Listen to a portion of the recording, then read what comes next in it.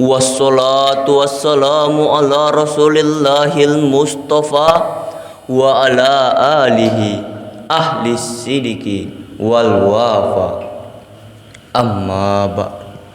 Pertama-tama marilah kita panjatkan puji dan syukur kita kehadiran Allah Subhanahu wa taala yang mana telah memberikan rahmatnya kepada kita semua sehingga kita dapat berkumpul di masjid yang kita cintai ini.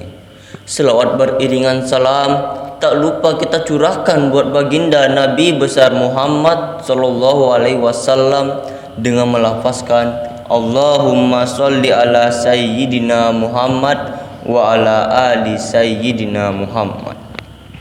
Bapak-bapak, ibu-ibu jamaah Masjid Al-Ikhlas yang saya hormati, pada kesempatan kali ini saya akan menyampaikan kultum yang berjudul Berbakti kepada Orang Tua. Setiap anak diperintahkan oleh Allah Subhanahu wa taala untuk berbakti kepada orang tuanya. Sebagaimana firman Allah dalam surat Al-Isra ayat 23 dan 24 yang berbunyi, A'udzubillahi minasyaitonirrajim. Bismillahirrahmanirrahim. Wa qada rabbuka alla ta'budu iyyahu wa bil walidaini ihsan wa bil qurba wal yatama wal masakin.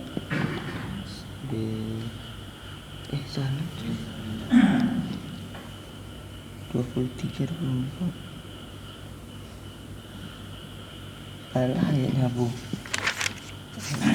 ayat 23 24.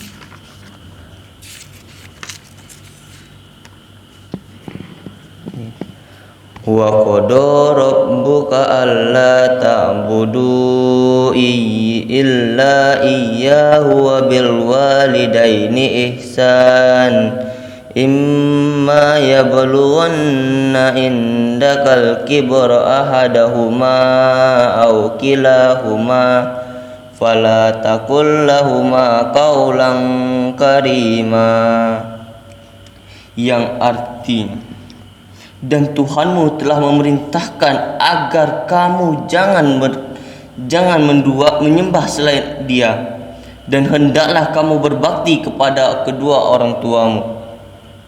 Jika seorang di antara keduanya atau keduanya dalam usia lanjut dalam pemeliharaanmu, maka janganlah kamu sesekali mengatakan dan janganlah engkau membentak mereka. Ucapkanlah kepada mereka perkataan yang lembut. Disambung dengan ayat berikutnya yang berbunyi, waghfir lahuma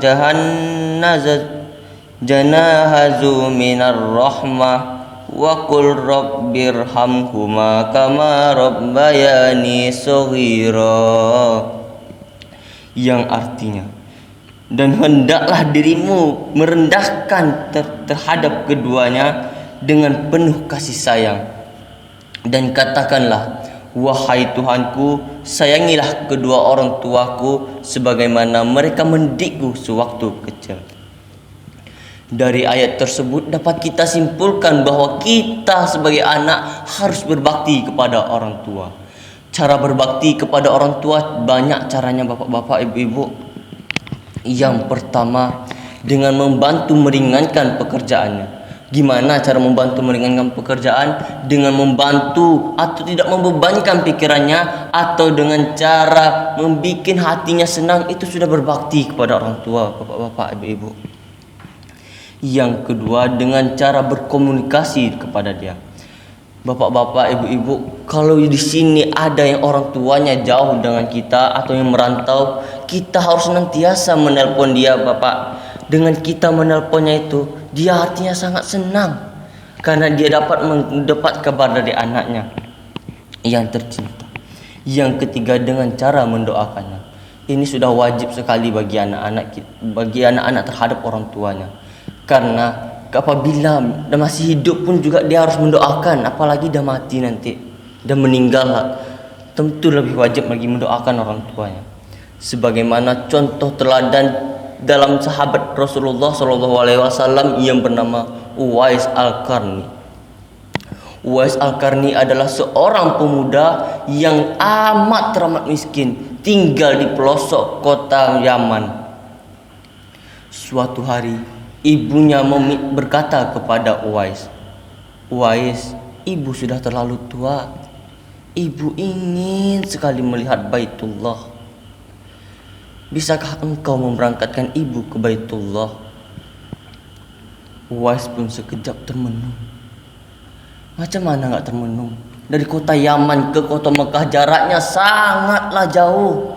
Orang-orang menggunakan kendaraan untuk pergi ke situ, sedangkan dia tidak punya apa-apa.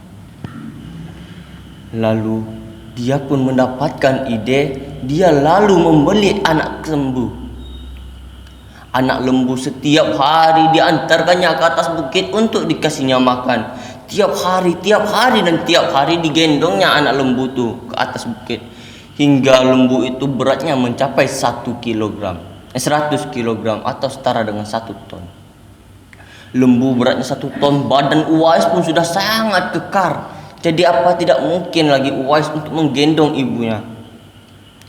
Lalu Uwais pun menggendong ibunya di pundaknya untuk memberangkatkan ibunya naik haji.